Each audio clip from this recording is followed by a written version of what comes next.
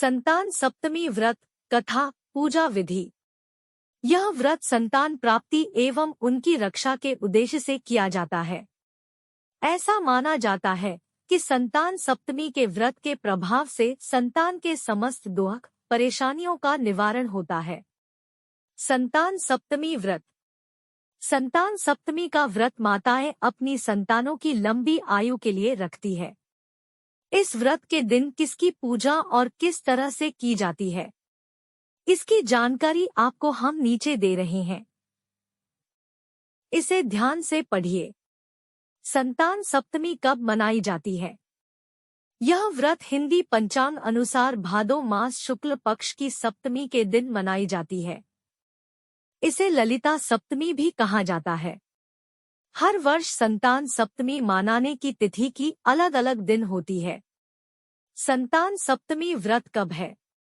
इस वर्ष संतान सप्तमी का त्योहार 22 सितंबर को मनाया जाना है। इस साल संतान सप्तमी व्रत पूजा के मुहूर्त का समय इस प्रकार है।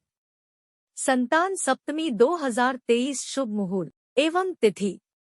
सप्तमी तिथि 21 सितंबर 2023 को दोपहर 02:14 पर शुरू होगी और अगले दिन 22 सितंबर 2023 को दोपहर 01:35 पर समाप्त होगी। पूजा का शुभ मुहूर्त सुबह 07:35 से सुबह 09:10 के बीच होता है। इसके अलावा दोपहर में 01:55 से शाम 05:05 तक भी संतान सप्तमी की पूजा की जा सकती है। संतान सप्तमी का व्रत क्यों किया जाता है? यह व्रत स्त्रियां पुत्र प्राप्ति की इच्छा हेतु करती हैं। यह व्रत संतान के समस्त दुख परेशानी के निवारण के उद्देश्य से किया जाता है। संतान की सुरक्षा का भाव लिए स्त्रियां इस व्रत को पूरे विधि विधान के साथ करती हैं। यह व्रत पुरुष अर्थात माता पिता दोनों मिलकर संतान के सुख के लिए रखते हैं। संतान सप्तमी व्रत विधि। भाद्रपद शुक्ल पक्ष की सप्तमी के दिन प्रातः जल्दी उठकर स्नान कर माता पिता संतान प्राप्ति के लिए अथवा उनके उज्ज्वल भविष्य के लिए इस व्रत का प्रारंभ करते हैं। यह व्रत की पूजा दोपहर तक पूरी कर ली जाए तो अच्छा माना जाता है। प्रातः स्नान कर स्वच्छ कपड़े पहनकर विष्णु शिव पार्वती की पूजा की जाती है। दोपहर के वक्त चौक बनाकर उस पर भगवान शिव पार्वती की प्रतिमा रखी जाती है। इनकी पूजा कर उन्हें चढ़ाया गया प्रसाद ही ग्रहण किया जाता है और पूरे दिन व्रत रखा जाता है। संतान सप्तमी पूजा विधि। शिव पार्वती की उस प्रतिमा का स्नान कराकर चंदन का लेप लगाया जाता है। अक्षत, श्रीफल, नारियल, सुपारी अर्पण की जाती है। दीप प्रज्वलित कर भोग लगाया जाता है। संतान की रक्षा का संकल्प लेकर भगवान शिव को डोरा बांधा जाता है। बाद में इस डोरे को अपनी संतान की कलाई में बांध दिया जाता है। इस दिन भोग में खीर पूरी का प्रसाद चढ़ाया जाता है। भोग में तुलसी का पत्ता रख उसे जल से 3 बार घुमाकर भगवान के सामने रखा जाता है। परिवारजनों के साथ मिलकर आरती की जाती है। भगवान के सामने मस्तक रख उनसे अपने मन की मुराद कही जाती है। बाद में उस भोग को प्रसाद स्वरूप सभी परिवारजनों एवं आस पड़ोस में वितरित किया जाता है। संतान सप्तमी व्रत कथा। पूजा के बाद कथा सुनने का महत्व सभी हिंदू व्रत में मिलता है। संतान सप्तमी व्रत की कथा पति पत्नी साथ मिलकर सुने तो अधिक प्रभावशाली माना जाना है। इस व्रत का उल्लेख श्री कृष्ण ने युधिष्ठिर के सामने किया था। उन्होंने बताया यह व्रत करने का महत्व लोमेश ऋषि ने उनके माता पिता देवकी वसुदेव को बताया था।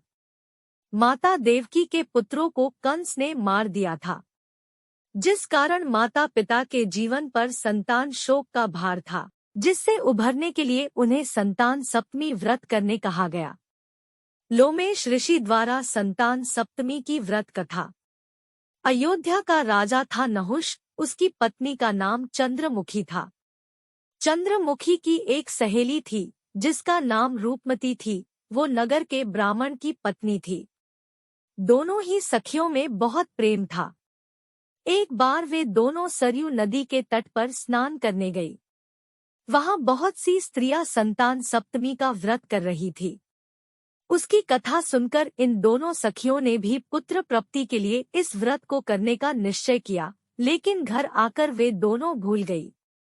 कुछ समय बाद दोनों की मृत्यु हो गई और दोनों ने पशु योनि में जन्म लिया। कई जन्मों के बाद दोनों ने मनुष्य योनि में जन्म लिया। इस जन्म में चंद्रवती का नाम ईश्वरी एवं रूपमती का नाम भूषणा था। ईश्वरी राजा की पत्नी एवं भूषणा ब्राह्मण की पत्नी थी। इस जन्म में भी दोनों में बहुत प्रेम था। इस जन्म में भूषणा को पूर्व जन्म की कथा याद थी, इसलिए उसने संतान सप्तमी का व्रत किया, जिसके प्रताप से उसे 8 पुत्र प्राप्त हुए। लेकिन ईश्वरी ने इस व्रत का पालन नहीं किया, इसलिए उसकी कोई संतान नहीं थी। इस कारण उसे भूषणा ने ईर्ष्या होने लगी थी। उसने कई प्रकार से भूषणा के पुत्रों को मारने की कोशिश की, लेकिन उसके भूषणा के व्रत के प्रभाव से उसके पुत्रों को कोई क्षति न पहुंची। थक हार कर ईश्वरी ने अपनी ईर्ष्या एवं अपने कृत्य के बारे में भूषणा से कहा और क्षमा भी मांगी। तब भूषणा ने उसे पूर्व जन्म की बात याद दिलाई और संतान सप्तमी के व्रत को करने की सलाह दी। ईश्वरी ने पूरे विधि विधान के साथ व्रत किया और उसे एक सुंदर पुत्र की प्राप्ति हुई। इस प्रकार संतान सप्तमी के व्रत का महत्व जानकर सभी मनुष्य पुत्र प्राप्ति एवं उनकी सुरक्षा के उद्देश्य से इस व्रत का पालन करते हैं।